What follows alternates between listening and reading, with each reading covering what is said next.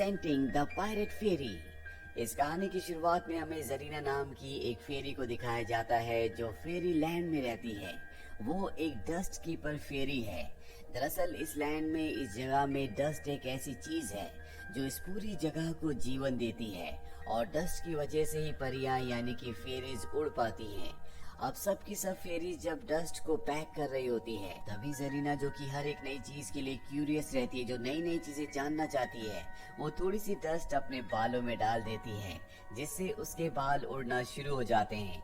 ये देखकर सब की सब फेरीज हैरान हो जाती है, क्योंकि यहाँ पर इस लैंड में ऐसा कोई नहीं करता। सब के सब रूल्स को फॉलो करते हैं, लेकिन जरीना का दिमाग सबसे थोड़ा सा अलग है।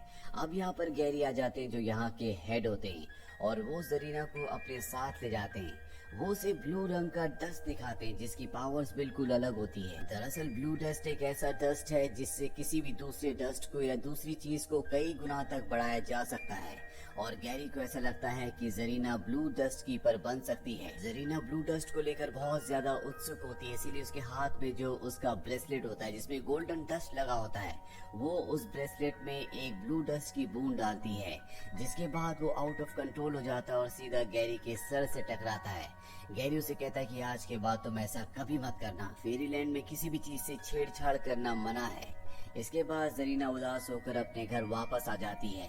दरअसल उसने आज तक कई बार एक्सपेरिमेंट्स करने की कोशिश की, लेकिन उसका कोई भी एक्सपेरिमेंट कामयाब नहीं हुआ, इसीलिए वहीं पर उदास होकर बैठ जाती है। और तभी उसके सर पर जो एक ब्लू डस्ट का पार्टिकल होता है वो उसके सामने गिरता है, और अब जरीना तय करती है कि वो इससे एक्सपेरिमेंट्स करेगी।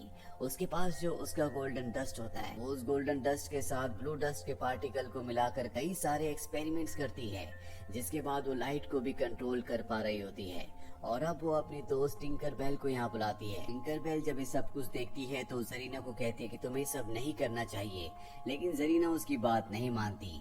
और जब वो अपने पत्ते पर नए डस्ट को एक जगह से दूसरी जगह ले जा रही होती है, तभी वो डस्ट एक पौधे के ऊपर गिर जाता है, जिससे उस पौधे का साइज बहुत ज्यादा बढ़ जाता है, और यहाँ पर जो गोल्डन डस्ट का पूरा एरिया होता है वो पूरी तरह से तबाह हो जाता है, जो देखकर क्वीन, बाकी फेरीज और गैरी भी यहाँ पर आ जाता है। गैरी को जरीना पर बहुत गुस्सा आता है और वो उसे कहता है कि आज के बाद तुम डस्ट फैक्ट्री में काम नहीं करोगी।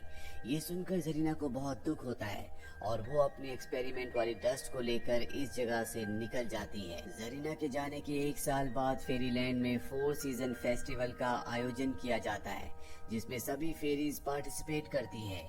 और जब टिंकर बेल अपने दोस्तों के साथ वहाँ पार्टिसिपेट कर रही होती है, तभी वो देखते हैं कि वहाँ पर अपने आप ही फ्लावर्स का साइज बहुत ज्यादा बढ़ गया है। टिंकर बेल समझ जाती है कि ये जरीना ने किया है, इसीलिए वो अपनी साथी फेरीज के साथ एक गाड़ी के अंदर अपने आप को बंद कर लेती है।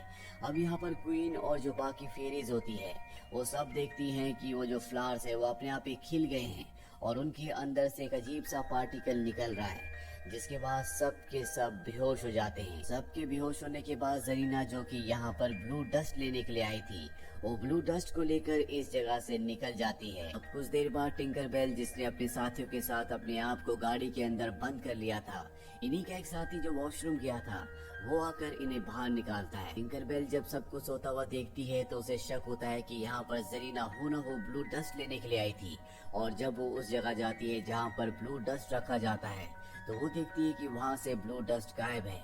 ये देखकर टिंकर बेल और उसकी सभी साथी डर जाती है, क्योंकि अगर ब्लू डस्ट नहीं हुआ तो ये गोल्डन डस्ट नहीं बना पाएंगी, और गोल्डन डस्ट से ही परियां उड़ सकती है।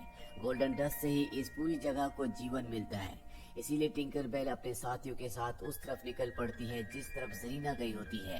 ये जरीना को देख लेती है, लेकिन उसकी स्पीड बहुत ज्यादा है क्योंकि उसके पास ब्लू डस्ट है। ये उसे पकड़ने की बहुत कोशिश करते हैं, लेकिन तभी ये देखते हैं कि जरीना पायरेट्स की बोट पर बैठकर उनके शिप की तरफ जा रही है।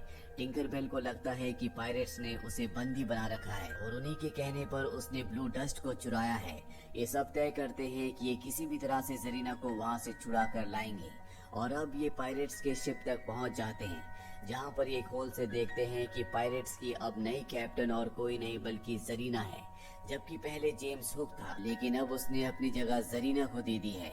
टिंकर बेल और उसकी साथी फेरीज किसी तरह से जरीना से ब्लू डस्ट को छीन लेती है, और अब जब वो यहाँ से ब्लू डस्ट को लेकर निकल रही होती है, तभी एक बार फिर से जरीना उनके सामने आ जाती है और उनके ऊपर एक मैजिकल डस्ट को डालती है जिससे वो सब के सब नीचे गिर जाती हैं और वो उस ब्लू डस्ट को लेकर एक बार फिर से पायरेट्स के पास चली जाती है। वहीं टिंकरबेल और उसकी सभी साथियों को दिखाया जाता है जिन सब की शक्तियां एक दूसरे से बदल चुकी है, यानी कि जो शक्ति टिंकरबेल के पास थी वो उसके साथी के पास चली गई और उसकी शक्ति टिंकरबेल के पास आ गई। यहाँ पर हर एक फेरी के पास अलग अलग तरह की शक्तियाँ होती है और अब ये किसी भी तरह से ब्लू डस्ट को वापस हासिल करना चाहते हैं, लेकिन इनकी शक्तियाँ बदल चुकी है, इसीलिए उन शक्तियों को इस्तेमाल करने में इन सबको प्रॉब्लम हो रही होती है। अब ये झरने से निकलने की कोशिश करते हैं लेकिन एक बार फिर से वहाँ से नीचे गिर जाते हैं और इन्हीं में से एक फेरी जिसका नाम रोसिडा होता है वो एक एग के ऊपर गिरती है जिससे एग क्रैक हो जाता है और उस एग के अंदर से एक क्रोकोडाइल का बच्चा निकलता है। इस क्रोकोडाइल के बच्चे को लगता है कि रोसिडा उसकी मॉम है, क्योंकि अंडे से बाहर निकलने के बाद सबसे पहले उसने रोसिडा को ही देखा होता है। अब इन सभी फेरीज के पंख गीले हो चुके इसीलिए उड़ नहीं पा रही होती, लेकिन इनमें से एक फेरी जिसका नाम सिल्वर मिस्ट है उसके पास बहुत ज्यादा तेज उड़ने की पावर होती है। वो आसमान की ऊंचाइयों पर जाती है और वहाँ से पायरेट्स के शिप को देखती है। उसे पता चलता है कि पायरेट्स का शिप यहाँ से बहुत ज्यादा दूर नहीं है, इसीलिए क्रोकोडाइल के उस अंडे से जिससे क्रोकोडाइल बाहर निकला होता है उसमें सभी फेरीज को बिठाकर वो पायरेट्स के शिप तक ले जाती है। शिप पर पहुंचने के बाद इन्हें पता चलता है कि जेम्स हुक ने जरीना को कैप्टन इसलिए बनाया क्योंकि उसने वादा किया था कि वो एक ऐसा डस्ट बनाएगी जिससे इनका पूरा का पूरा शिप हवा में उड़ना शुरू हो जाएगा, जिसके बाद ये दुनिया में किसी भी कोने पर जा सकते हैं और लोगों को लूट सकते हैं और इन्हें कभी कोई नहीं पकड़ पाएगा।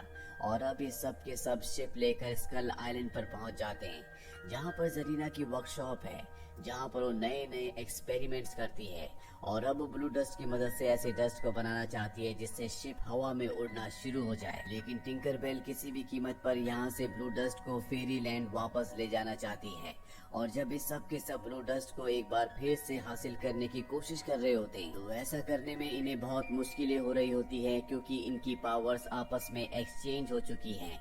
और तभी यहाँ पर टिंकरबेल के सामने जरीना आ जाती है। वो इन सबको देख लेती है, वो एक पायलट को बुलाती है और इन सबको कैद कर लिया जाता है। और अब जरीना उस ब्लू डस्ट की मदद से बहुत सारे गोल्डन डस्ट को बना लेती है जिससे उड़ा जा सकता है। जेम्स हुक उसके पास आता है, वो ये देखकर खुश हो जाता है कि जरीना ब्लू डस्ट से गोल्डन डस्ट को बनाने में कामयाब हो गई है जिससे उड़ा जा सकता है। और अब जरीना कुछ डस्ट को उसकी बॉडी के ऊपर डालती है जिससे वो उड़ना शुरू हो जाता है। वो हुक को उड़ना सिखाती है और साथ ही ये बताती है कि इस गोल्डन डस्ट को कैसे इस्तेमाल किया जाता है। और जब हुक को सब कुछ पता चल जाता है तो जरीना को पकड़कर कैद कर देता है। दरअसल उसने जरीना को पायरेट्स का कैप्टन इसीलिए बनाया था ताकि वो गोल्डन डस्ट को हासिल कर सके, साथ ही ये पता कर सके कि गोल्डन डस्ट को कैसे इस्तेमाल किया जा सकता है। और अब उसे सब कुछ पता चल चुका है। जरीना को जेम्स हुक की असलियत पता चलने के बाद बहुत दुख होता है। वहीं टिंकरबेल और उसकी साथियों को दिखाया जाता है जिन सब को कैद किया गया है। वो कई बार वहाँ से निकलने की कोशिश करते हैं लेकिन वहाँ पर जो पायरेट होता है हर बार उन्हें पकड़ लेता है। पर तभी वो क्रोकोडाइल आ जाता है जो रोसिडा को अपनी मॉम समझता है। वो उन सब को वहाँ से आजाद करवा देता है और जब वो पायरेट उन्हें पकड़ने की दोबारा कोशिश करता है तो क्रोकोडाइल उसे गिरा देता है। और अब रोसिडा, टिंकरबेल और उनकी सभी साथी आजाद हो चुकी हैं। ये सब की सब उस जगह जाती हैं जहाँ पर ब्लू डस्ट होता है।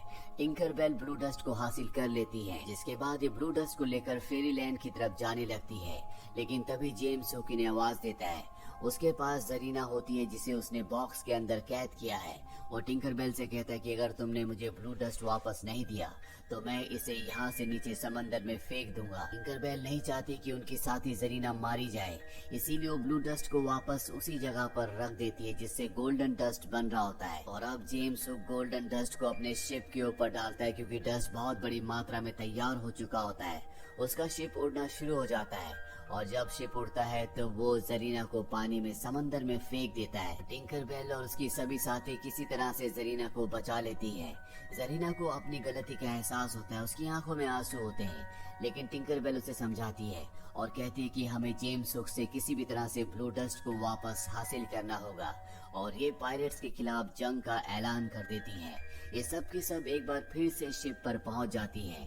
लेकिन ये बहुत छोटी है और पायरेट्स बहुत बड़े, उनके अंदर बहुत ताकत है, इसीलिए उनका सामना करना इतना आसान नहीं है। और जब ये सब के सब पायरेट्स का मुकाबला कर रही होती हैं, तभी एक कपड़ा इनके ऊपर आकर गिर जाता है, जिस वजह से इन सबको कैद कर लिया जाता है। वही जरीना को दिखाया जाता है जो जेम्स हुक का मुकाबला कर रही होती है, और जब वो देखती है कि उसकी सारी साथी कैद हो चुकी है, शिप के कपड़े वाली लकड़ी को काट देती है, जिससे शिप एक तरफ झुक जाता है और शिप के अंदर जितनी भी गोल्डन डस्ट होती है वो नीचे गिर जाती है। सभी पायरेट्स भी नीचे गिर जाते हैं और वो किसी तरह से ब्लू डस्ट को भी हासिल कर लेती है, जिसके बाद वो कपड़े के अंदर से अपने सभी साथियों को निकालने की कोशिश करती है, लेकिन तभी उसके सामने जेम्स हुक आ जाता है। दरअसल गोल्डन डस्ट उसके ऊपर भी गिर गई थी, इसीलिए अब वो उड़ सकता है। वो जरीना से एक बार फिर से ब्लू डस्ट को छीन लेता है। तभी जरीना देखती है कि नीचे ब्लू डस्ट का एक पार्टिकल गिरा हुआ है।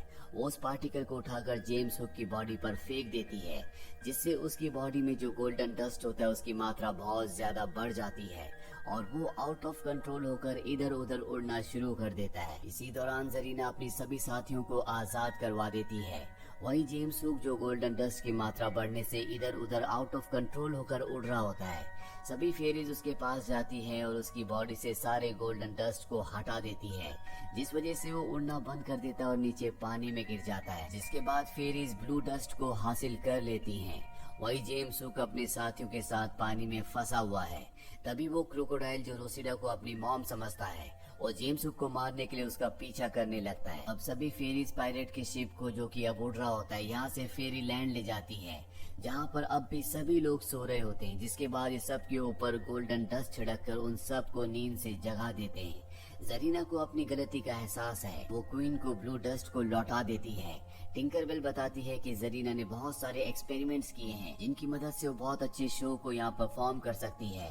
उसे इजाजत मिल जाती है क्योंकि अब जरीना को सबने माफ कर दिया है और जरीना टिंकरबेल और अपनी दूसरी साथियों के साथ मिलकर यहाँ पर शो परफॉर्म करती है, जिसे देखकर सब के सब हैरान हो जाते हैं क्योंकि शो बहुत ही अच्छा होता है। और इसी के साथ ये कहानी यहीं पर खत्म हो जाती है। उम्मीद करते हैं कि ये कहानी आपको पसंद आई होगी।